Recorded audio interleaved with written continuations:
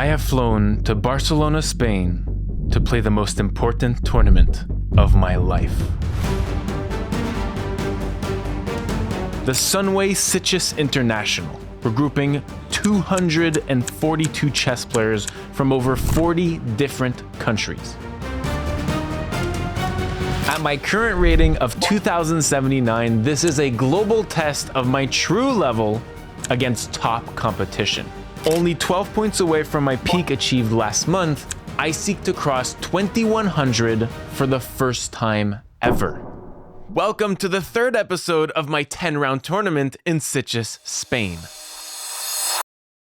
This recap is sponsored by our friends over at ChessReps. If you're looking for a way to memorize your openings in a science-backed way, I highly recommend ChessReps' software. You can choose from a multitude of openings from their diverse catalog. You can also now create a chess course from your own PGN file and learn through the ChessReps software. Find the link in my description to try ChessReps for free for 7 days.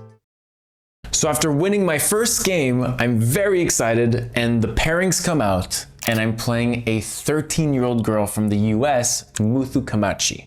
And this is a very scary pairing. I hate playing against kids because you never know their actual strength. They're most likely underrated. Thankfully, she played a tournament a few days before this one, and that revealed what she plays against 1e4. So she goes c5, knight f3, and d6. And here, I didn't get the Sicilian that she plays. She plays like d4. In her game, her opponent played bishop e5. And I don't play bishop e5, the Moscow variation in the Sicilian. I have never played this in my life. But because I was on such a roll with this 1d4 game from the last game of this tournament, I played bishop b5 check. My opponent apparently prepared against my 50,000 games online and my games on ChessSpace, and was ready for a pure Sicilian struggle, and in particular, I believe, a Najdorf Sicilian after Open Sicilian, which I've been playing since the age of 5. But I'm not 5 years old anymore, which means I can play some adult moves. You're an old man now. Bishop b5 check. Old man chess, ladies and gentlemen. I'm quoting Magnus Carlsen. This is how you beat the kids. This is how you beat the kids. Bishop b5 check. My opponent goes knight d7. And here I play exactly what her opponent played in their game. So I play a4. This is kind of like mirroring the game that you have to see how flexible your opponent is in the opening against surprises. So a6, bishop e2, and I knew psychologically that I had done something good.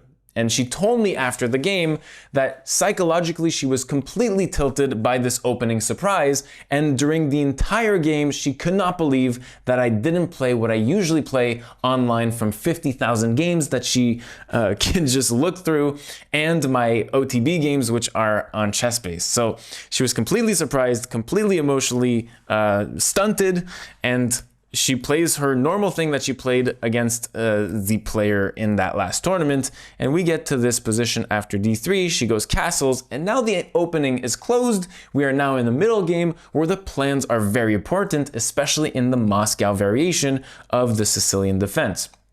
And so I go for this a5.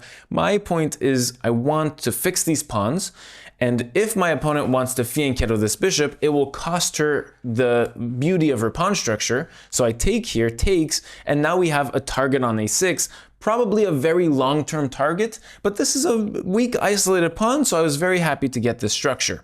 And now we have to play against this bishop because this knight just moved and opened up this bishop, and it's very important in these non-open Sicilians that you play against a light-scored bishop, and so I played the prophylactic move h3, preventing this bishop from entering this g4 square and trading itself off onto my knight because it's a bad bishop. So my opponent instead decides to activate the bishop on the b7 square.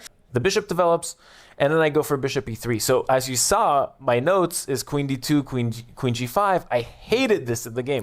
Yeah, I wouldn't believe in it, right? It's just... I just don't believe in it here. Yeah. Terrible. Like queen d2, what happens if h6? Like in this position, like particular position, because this is, I'm out of book after like this a5 that I played myself.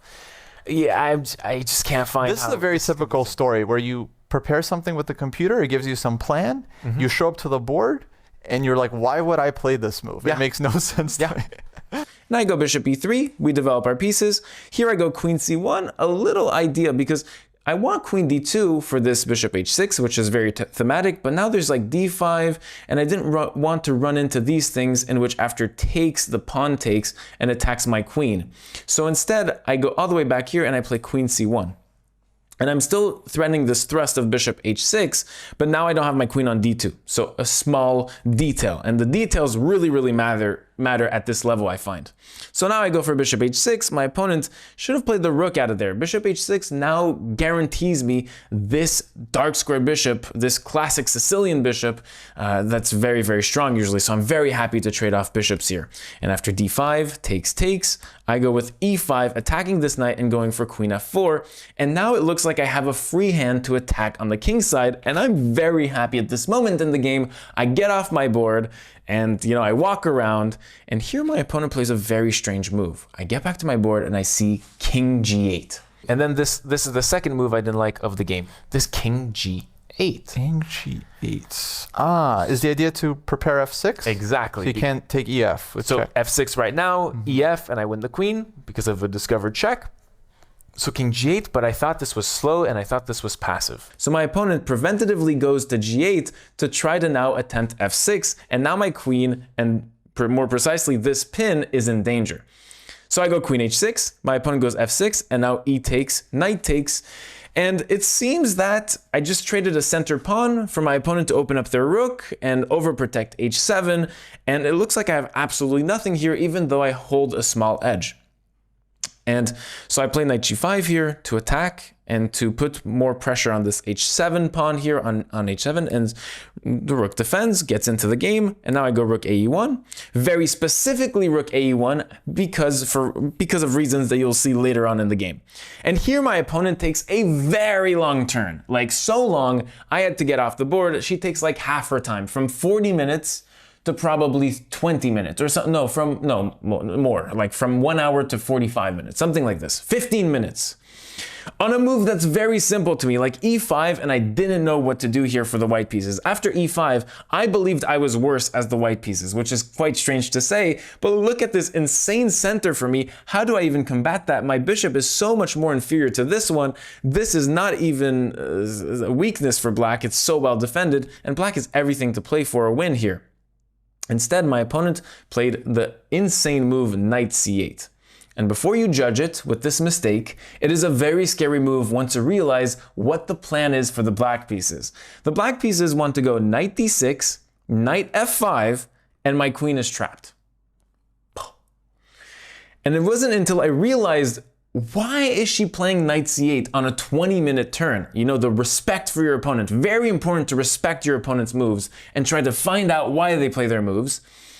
Up until I saw this, I was like, I'm gonna play this, and then I see this plan, and I'm like, oh my goodness, this is priority for the white pieces to play against this right here. I have to defend against this plan. And here I go for a very nice move that punishes this mistake, because on paper, this knight c8 move is a total mistake. We saw this in round 1 of this tournament, 2 recaps back, in which I played a passive knight move that was just terrible and so slow. And the problem of this plan here is that it's so slow for the black pieces because it takes 3 entire moves to get to the f5 square to trap my queen. So in this position, I find a set of moves that is exceptional. And here, when I found it, I was so exhilarated, I almost played immediately. I played bishop g4, unveiling my rook on e1, unveiling a bishop on this square, unveiling a knight on this square, and the pressure on e6 is paramount now. And this knight looks like it's in shambles, cannot arrive to f5 on time. So my opponent, to stay in the game, I'm going knight takes c6 or knight e6 very, very soon, has to take my bishop. And we spoke, so I went to the studio of the broadcast after the game. They asked me about the game, and I was with my friend Kostya in the broadcasting room, and I told Kostya this very interesting thing about bishop g4. At a very big scheme, this bishop g4 is removing the defender at a very high level from the overprotection of this h7 square. And so once this knight takes, not only I get what I want, which is fixing this f5 square. This knight can never get to f5 to trap my queen, and also my queen has squares now, but also this h7 weakness is now more weak than before because the knight is off the f6 square. And so my opponent plays e5. It's a forcing move because I'm threatening knight takes and so many more things. So e5 is the best move, forcing move. And this is my follow-up. Pawn to f4. And this is the reaction of I am Kostya Kavutsky, of me playing this position, this game, this move for the first time ever. And I'm threatening e6, of course. And so once e5, I have this beautiful f4. Oh, bravo. Wow. It's absolutely crushing. What a move. Honestly, that was not obvious to me at all. It's only because I know there's a solution. So I was like, okay, I guess it's, but very nice. Wow. Zach doesn't play like this. So this is forced.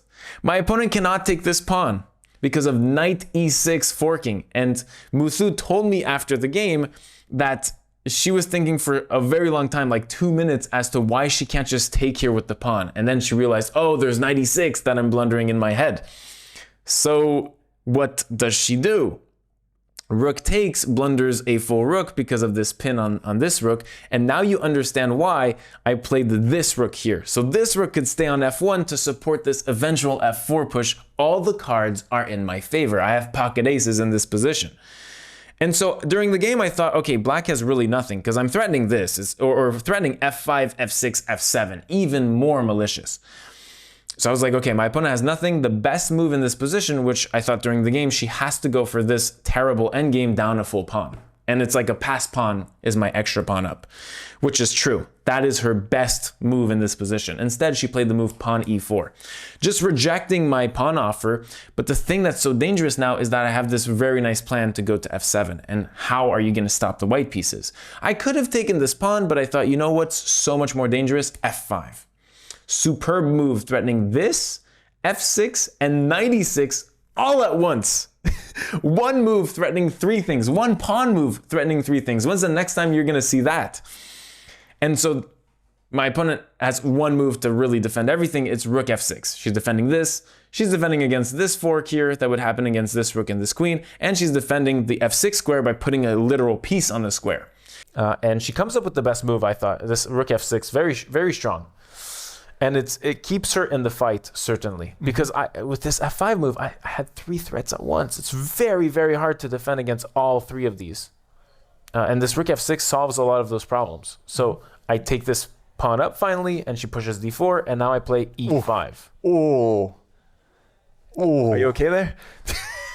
Lord have mercy. And now my pawns are rolling into the black camp.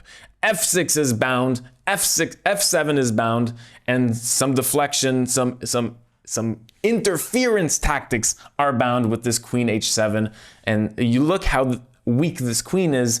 As I was saying, the remove the defender tactic. Black cannot even touch this pawn because rook takes, queen takes, and actually she allowed this because otherwise it's crushing. But now we see that removing the defender earlier pays so many dividends in the long term for the white pieces. Queen takes h7, check.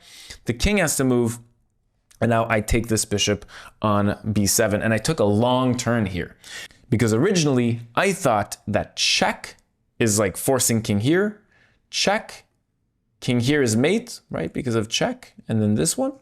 So my opponent has to go for this, but then check here, and I saw mate in my mind. But I learned from my mistakes. I was like, do not trust yourself.